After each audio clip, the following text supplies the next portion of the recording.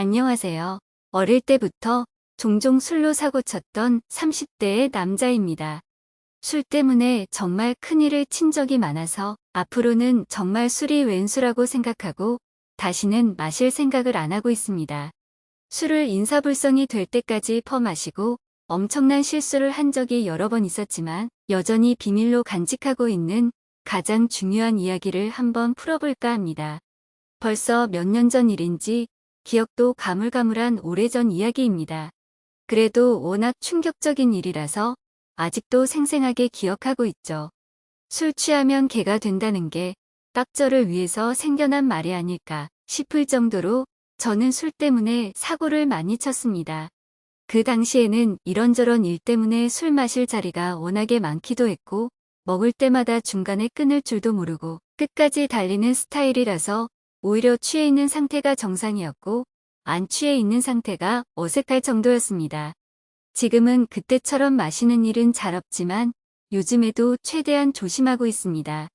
아무튼 그때는 지금의 회사로 옮기기 전이었는데 당시에 취직도 잘 안 되기도 해서 작은 회사에 경력을 쌓으려고 다니고 있었거든요. 그때 그 작은 회사를 다닐 때 일인데 본가에서 조금 거리가 있어서 자취를 하고 있었을 때였어요. 그 당시에 자취하던 데서 알게 된 대학교에 다니던 여자친구가 있었죠. 그때 만나던 여자친구한테는 지방에서 대학교에 다니던 여동생이 있었어요. 승무원 준비한다고 들었는데 여자친구와 사귀게 된 지 얼마 안 돼서 한번 만날 기회가 있었어요. 역시 승무원을 준비해서 그런지 몸은 여친보다 조금 말랐지만 얼굴은 정말 너무나도 예쁘더라고요. 여자친구도 외모가 어디 가서 빠지는 타입은 아니었는데 여동생은 여자친구보다 더 예뻤어요.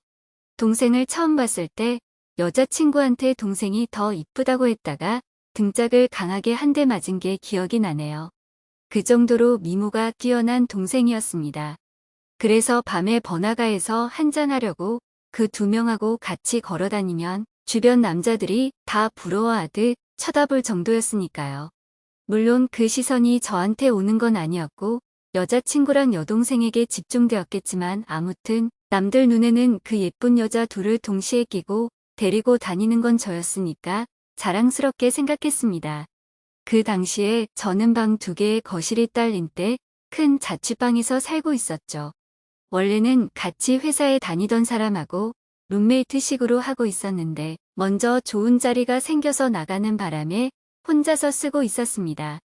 여자친구도 근처에서 대학교를 다니느라 자취를 하고 있었는데 저는 사실 돈도 아낄 겸해서 그냥 동거 형식으로 같이 살자고 몇 번을 말했는데 매번 거절을 당했습니다. 약간 서운했던 거는 칫솔이며 옷이며 다 내 집에다가 두고 다니고 있고 이미 거의 같이 살다시피 하고 있는 거나 마찬가지인데 진짜 같이 사는 것만큼은 한사코 반대를 하니 좀 그렇더라고요. 그래도 제가 강요할 수 있는 부분이 아니었으니까 이해할 수 있었어요. 자기 개인만의 시간을 중요하게 생각했던 사람이라서 자기만의 공간이 꼭 있어야 한다는 말을 하더군요. 벌써부터 결혼 생활을 하는 것만 같은 기분을 느끼고 싶지 않다는 말도 충분히 이해가 됐습니다. 아직은 어리니까 자기만의 시간을 더 즐기고 싶다는 의미로 받아들였죠. 그 당시에는 여자들 옷을 파는 인터넷 쇼핑몰 창업하는 게 살짝 유행하던 시절이었는데 여자친구와 여자친구 동생이 방학 동안 한번 해보고 싶다고 해서 동생이 지방에서 올라왔어요. 여동생이 오다 보니까 여자친구 입장에서도 챙겨줄 수밖에 없었고 어쨌든 사업하자고 불러왔는데 저 만나러 다닐 때 혼자 내 팽개칠 수도 없는 노릇이라 그랬는지 자꾸 데이트하는데 여동생을 데리고 오더라고요. 너무 이뻐서 그런가 바라보고 있는 것만으로도 기분이 좋아져서 뭐 그렇게 기분이 나쁘진 않았습니다. 셋이서 놀러 다니는 것도 나름대로 재미있어서 그렇게 몇 번 같이 놀러 다니고 하다 보니 여동생하고도 굉장히 친해졌어요. 도리아는 사업이 잘 되는지 아닌지는 사실 크게 관심이 없었지만 그래도 여자친구라고 무슨 착용샷 찍으러 다니는 데는 죄다 따라다니면서 촬영기사 노릇도 하고 짐꾼도 하고 피곤한 나날의 연속이었습니다. 아무튼 그렇게 지내고 있었는데 여자친구가 동생이랑 하루만 재워주면 안 되냐고 연락이 오더라고요. 왜 그러냐고 물었더니 자취방에 바퀴벌레가 드글드글해서 해충 전문가를 불렀는데 이 약이 독한 약이라서 오늘은 집에서 자지 말고 밖에서 자라고 했다더군요. 그렇게 아리따운 두 자매가 제 자취방에 들어오게 되었습니다. 저는 영광이라고 생각해서 미리 샤워도 깔끔하게 하고 집도 깨끗하게 청소했습니다. 그날 저녁 출출해져서 야식으로 족발이며 치킨이며 이것저것 시키다 보니 술 파티가 벌어지고 말았어요. 술을 워낙에 좋아하던 저였기에 냉장고는 술 창고나 다름없었고 야식에 술이 빠질 수는 없잖아요. 여자친구야 뭐 거의 같이 살다시피 하는 사이나 다름없었으니까 같이 자는 방에 여자친구 잠옷이며 옷이 잔뜩 있어서 여자친구는 평소에 두고 다니는 편한 옷을 입고 여동생은 여자친구가 잘 때 입는 나시티랑 무슨 남자 트렁크처럼 생긴 짧은 반바지 같은 걸 입고 있었어요.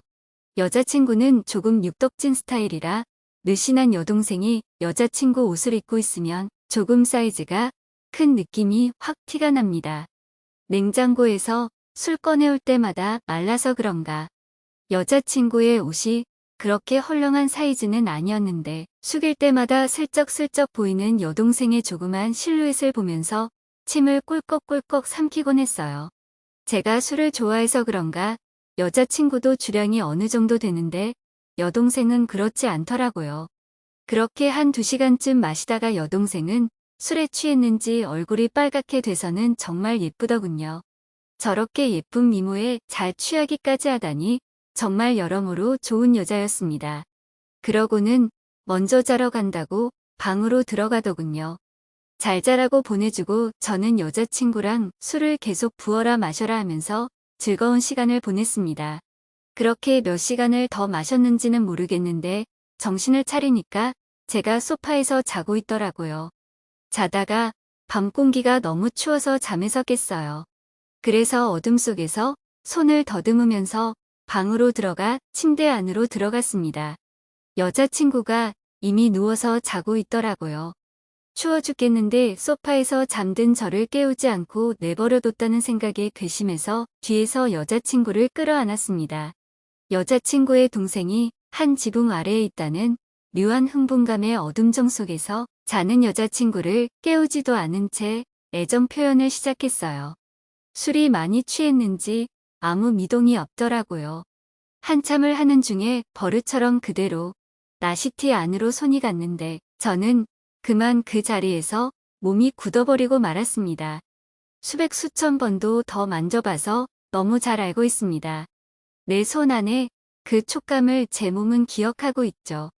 여자친구라고 하기엔 그 사이즈가 밥 그릇보다 조금 더 작은 것이 제 손이 닿아 있는 몸의 주인이 누군지 뒤늦게 깨닫고 만 것이었습니다. 그렇습니다.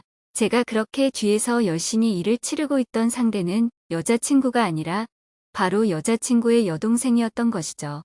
큰일이 났다고 생각했습니다. 그때 여자친구가 왜 소파에서 잠이 든 저를 왜 안 깨웠는지 이유를 깨달았네요. 우리 집에 처음 온 여동생이 방을 착각해서 제 침대에서 잠이 들은 거였고 그걸 본 여자친구는 동생을 깨우지 않고 제가 소파에서 잠든 걸 확인한 뒤 손님 방에 가서 잠이 들었던 거였어요. 술이 확 깨고 정신이 번쩍 들더라고요. 하지만 저는 멈출 수가 없었어요.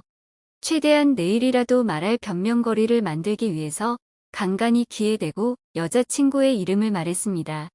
집중이 잘 안 됐지만 어떻게든 그렇게 끝장을 보고 저는 아무 일도 없었던 것처럼 원래대로 만들어 놓고 조용히 소파로 와서 한참을 누워 있었습니다. 지금 내가 무슨 짓을 한 거지 하면서 한참을 생각했는데 또 정신을 차리고 보니 이미 해가 중천에 떠 있더라고요. 한참 술판을 벌려놓은 건 다 정리해놓고 식탁 위에는 재워줘서 고맙다는 쪽지 한 장만 있었고 이미 두 사람은 아침에 일어나 집에 돌아간 것 같더군요. 아무튼 그날은 그렇게 멍하니 먼 산만 바라보고 있었습니다. 그 뒤로 여자친구랑은 몇 달 더 만나다가 성격 차이로 헤어졌습니다. 여동생은 그때 그 일을 기억하고 있는 걸까요? 모든 사실을 알고 언니를 위해 비밀로 지켜준 것일까요? 진실은 저 너머에 있겠네요. 헤어진 뒤로는 그 어떤 소식도 들을 수가 없어서 잘 지내고 있는지 알 수도 없지만 가끔씩 그날의 일을 추억하고는 합니다. 지금도 승무원을 보거나 승무원을 준비하는 사람을 볼 때마다 그 동생이 생각납니다. 승무원이라고 다 예쁘고 아름다운 건 아니지만 그때 당시에 제 여자친구의 동생은 정말 누가 봐도 아름다운 친구였기 때문에 종종 생각이 나곤 합니다. 아무튼 술쟁이의 사연은 이만 여기서 줄일게요. 오늘의 사연 여기까지입니다. 지금까지 읽어주신 모든 분들 감사합니다. 구독과 좋아요, 알림 설정 눌러주세요. 그럼 모두들 행복한 하루 보내세요.